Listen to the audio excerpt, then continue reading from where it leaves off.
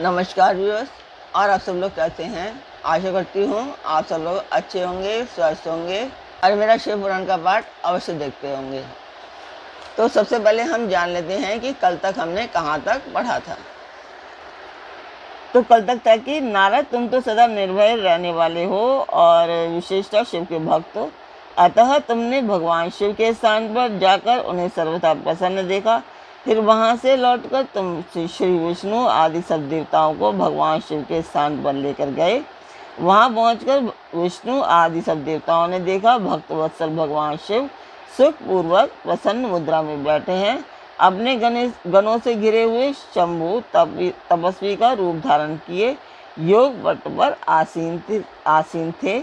उन परमेश्वर रूपी शंकर का दर्शन करके मेरे सहित श्री विष्णु तथा अन्य देवताओं, सिद्धों और मुनीश्वरों ने उन्हें प्रणाम करके वेदों और उपनिषदों के सूत्रों के द्वारा उनका स्तवन किया। तो पाठ के बारे में तो मैं बता ही चुकी हूँ कि ये एक शुभ कार्य है, मंदिर के लिए है और इसमें सबको सब्सक्राइब करना है, शेयर और लाइक अवश्य करना है पाठ देखते हुए, और अपने परिवार और मित्रगणों से भी सब्सक्राइब एंड शेयर अवश्य करवाना है। तो अब हम चलेंगे आज के पाठ पर।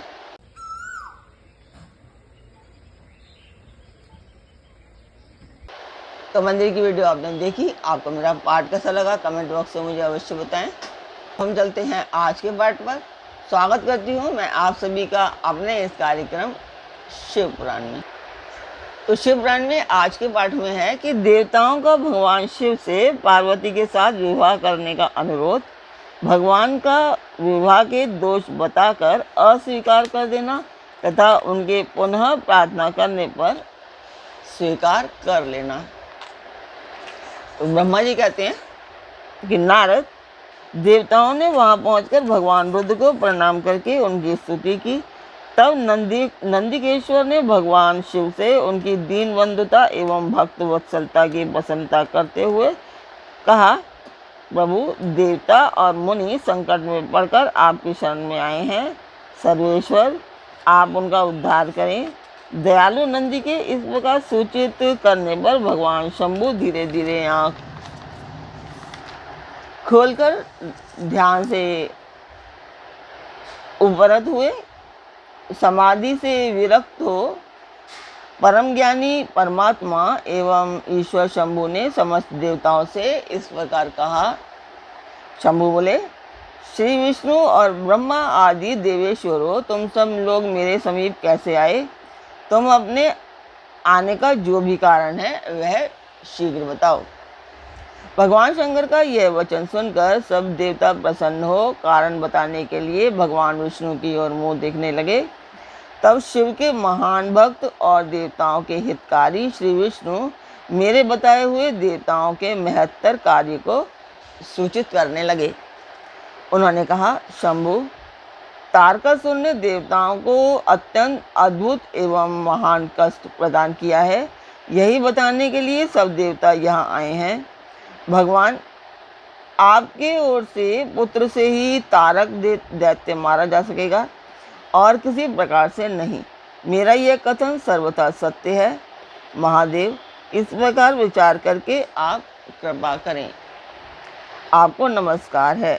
स्वामिन, तारकासुर के द्वारा उपस्थित किए गए इस कष्ट से आप देवताओं का उद्धार कीजिए। देव शंभु, आप दाहिने हाथ से गिरिजा का पानी ग्रहण करें। गिरिराज हिमवान के द्वारा दी गई महानुभावा पार्वती को पानी ग्रहण के द्वारा ही अनुग्रहित कीजिए। श्री विष्णु का यह वचन सुनकर योगपरायण भगवान शिव ने उन सबको उत्तम गति का दर्शन कराते हुए इस प्रकार कहा, देवताओं, ज्यों ही मैंने सर्वांग सुंदरी गिरिजा देवी को स्वीकार किया, त्यों ही समस्त सुरेश्वर तथा ऋषि मुनि सकाम हो गए। फिर तो वे परमार्थ पथ पर चलने में समर्थ न हो सकेंगे। दुर्गा अपने पानी ग्रहण मात्र से ही कामदेव को जीवित कर देंगी। विष्णु, मैंने कामदेव को जलाकर देवताओं का बहुत बड़ा कार्य सिद्ध किया है। आज से सब लोग मेरे साथ सुनिश्चित रूप से निष्काम होकर रहें।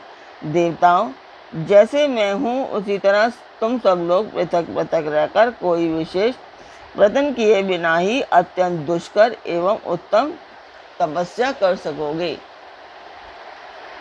अब उस मदन के ना होने से तुम सब देवता समाधि के द्वारा परमानंद का अनुभव करते हुए निर्विकार हो जाओ, क्योंकि काम नरक की ही प्राप्ति कराने वाला है। काम से क्रोध होता है, क्रोध से मोह होता है और मोह से तपस्या नष्ट होती है। अतः तुम सभी श्रेष्ठ देवताओं को काम और क्रोध का परित्याग कर देना चाहिए। मेरे इस कथन को कभी अन्यथा नहीं मानना चाहिए। ब्रह्मा जी कहते हैं, नारद, वृषभ के चिन्ह से युक्त ध्वजा धारण करने वाले भगवान महादेव ने इस प्रकार की बातें सुनाकर ब्रह्मा विष्णु देवताओं तथा मुनियों के निष्काम धर्म का उपदेश दिया। तदंतर भगवान शंभु पुनः ध्यान लगाकर चुप हो गए और पहले की ही भांति पार्षदों से घिरे हुए सुस्थिर भाव से बैठ गए। वे अपने मन में ही स्वयं आत्मस्वरूप निरंजन, निराभास, निर्विकार, निरामय, परात्पर, नित्य ममता रहित, निरवग्रह, शब्दातीत, निर्गुण, ज्ञान गम्य एवं प्रकृति से पर परमात्मा का चिंतन करने लगे। इस प्रकार परम स्वरूप का चिंतन करते हुए वे ध्यान में स्थित हो गए। बहुत से प्राणियों की सृष्टि करने वाले भगवान शिव ध्यान करते करते ही परमानंद में निमग्न हो गए। श्रीहरि एवं इंद्र आदि देवताओं ने जब परमेश्वर शिव को ध्यान मग्न देखा तब उन्होंने नंदी की सम्मति ली। नंदी ने पुनः दीन भाव से स्तुति करने के लिए कहा। उनकी इस सत्सम्मति के अनुसार देवता स्तुति करने लगे। वे बोले, देव देव महादेव, करुणा सागर प्रभु, हम आपकी शरण में आए हैं। आप महान कलेश से हमारा उद्धार कीजिए। ब्रह्मा जी कहते हैं, नारद, इस प्रकार बहुत दीनतापूर्वक उक्ति से देवताओं ने भगवान शंकर की स्तुति की। इसके बाद वे सब देवता प्रेम से व्याकुल चित्त हो उच्च स्वर से फूट फूट कर रोने लगे। मेरे साथ भगवान श्रीहरि उत्तम भक्ति भाव से युक्त हो मन ही मन भगवान शंभु का स्मरण करते हुए अत्यंत दीनतापूर्ण वाणी से उनसे अपना अभिप्राय निवेदन करने लगे। देवताओं के मेरे तथा श्रीहरि के इस प्रकार बहुत स्तुति करने पर भगवान महेश्वर अपनी भक्त वत्सलता के कारण ध्यान से विरत हो गए। उनका मन अत्यंत प्रसन्न था। वे भक्तवत्सल शंकर श्रीहरि आदि को करुणा दृष्टि से देखकर उनका हर्ष बढ़ाते हुए बोले, विष्णु, ब्रह्मन तथा इंद्र आदि देवताओं, तुम सब लोग एक साथ यहाँ किस अभिप्राय से आए हो? मेरे सामने सच सच बताओ।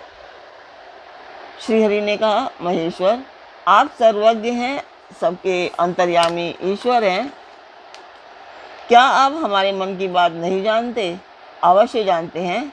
तथापि आपकी आज्ञा से मैं स्वयं भी कहता हूँ, सुखदायक शंकर, हम सब देवताओं को तारकासुर से अनेक प्रकार का दुख प्राप्त हुआ है, इसलिए देवताओं ने आपको प्रसन्न किया है। आपके लिए ही उन्होंने गिरिराज हिमालय से शिवा की उत्पत्ति कराई है। शिवा के गर्भ से आपके द्वारा जो पुत्र उत्पन्न होगा उसी से तारकासुर की मृत्यु होगी, दूसरे किसी उपाय से नहीं। ब्रह्मा जी ने उस दैत्य को यही वर दिया है। इस कारण दूसरे से उसकी मृत्यु नहीं हो पा रही है। अतः वह निडर होकर सारे संसार को कष्ट दे रहा है। इधर नारद जी की आज्ञा से पार्वती कठोर तपस्या कर रही हैं। उनके तेज से समस्त चराचर प्राणियों सहित त्रिलोकी आच्छादित हो गई हैं। इसलिए परमेश्वर, आप शिवा को वर देने के लिए जाइए। स्वामिन, देवताओं का दुख मिटाइए और हमें सुख दीजिए। शंकर, मेरे तथा देवताओं के हृदय में आपके विवाह का उत्सव देखने के लिए बड़ा भारी उत्साह है। अतः आप यथोचित रीति से विवाह कीजिए। परात्पर परमेश्वर, आपने रति को जो वर दिया था उसकी पूर्ति का अवसर आ गया है, अतः अपनी प्रतिज्ञा को शीघ्र सफल कीजिए। ब्रह्मा जी कहते हैं, नारद ऐसा कह उन्हें प्रणाम करके श्री विष्णु आदि देवताओं और महर्षियों ने नाना प्रकार के स्रोतों द्वारा उनकी स्तुति की। फिर वे सबके सब उनके सामने खड़े हो गए। भक्तों के अधीन रहने वाले भगवान शंकर भी, जो वेद मर्यादा के रक्षक हैं, देवताओं की बात सुनकर हंसकर बोले, हे हरे, हे विधे और हे देवताओं, तुम सब लोग आदर पूर्वक सुनो। मैं यथोचित विशेषतः विवेकपूर्ण बात कह रहा हूँ। विवाह करना मनुष्य के लिए उचित कार्य नहीं है, क्योंकि विवाह दृढ़ता पूर्वक बांध रखने वाली एक बहुत बड़ी बेड़ी है। जगत में बहुत से कुसंग हैं, परंतु स्त्री का संग उनमें सबसे बढ़कर है। मनुष्य सारे बंधनों से छुटकारा पा सकता है, परंतु स्त्री प्रसंग रूपी बंधन से वह मुक्त नहीं हो पाता। लोहे और काठ की बनी हुई बेड़ियों में दृढ़ता पूर्वक बंधा हुआ पुरुष भी एक दिन उम्र कैद से छुटकारा पा जाता है, परंतु स्त्री, पुत्र आदि के बंधन में बंधा हुआ मनुष्य कभी छूट नहीं पाता। महान बंधन में डालने वाले विषय सदा बढ़ते रहते हैं। जिनका मन विषयों के वशीभूत हो गया है, उसके लिए मोक्ष स्वप्न में भी दुर्लभ है। विद्वान पुरुष यदि सुख चाहता है तो वह विषयों को विधि पूर्वक त्याग दे। ऋषियों को विष के समान माना गया है, जिनके द्वारा मनुष्य मारा जाता है। विषय के वार्ता करने मात्र से मनुष्य क्षण भर में पतित हो जाता है। आचार्यों ने विषय को मिश्री मिलाई हुई वारुणी कहा है। वारुणी मतलब मदिरा कहा है। यद्यपि मैं इस बात को जानता हूँ और यद्यपि विषयों के इन सारे दोषों का मुझे विशेष ज्ञान है, तथापि मैं तुम्हारी प्रार्थना को सफल करूँगा, क्योंकि मैं भक्तों के अधीन रहता हूँ और भक्त वत्सलतावश उचित अनुचित सारे कार्य करता हूँ। इसलिए तीनों लोकों में अयथोचित कर्ता के रूप में मेरी प्रसिद्धि है। भक्तों के लिए मैंने अनेक बार बहुत से प्रयत्न करके कष्ट सहन किए हैं। गृहपति होकर विश्वानर मुनि का दुख दूर किया है। हरे विधे, अब अधिक कहने की क्या आवश्यकता। मेरी जो प्रतिज्ञा है उसे तुम सब लोग अच्छी तरह से जानते हो। मैं ये सत्य कहता हूँ कि जब जब भक्तों पर कहीं विपत्ति आती है, तब तब मैं तत्काल उनके सारे कष्ट हर लेता हूँ। तारकासुर से तुम सब लोगों को जो दुख प्राप्त हुआ है उसे मैं जानता हूँ, उसका हरण करूँगा। यह भी सत्य सत्य बता रहा हूँ। यद्यपि मेरे मन में विवाह करने की कोई रुचि नहीं है, तथापि मैं पुत्रोत्पादन के लिए गिरिजा के साथ विवाह करूँगा। तुम सब देवता अब निर्भय होकर अपने अपने घर जाओ। मैं तुम्हारा कार्य सिद्ध करूँगा। इस विषय में अब कोई विचार नहीं करना चाहिए।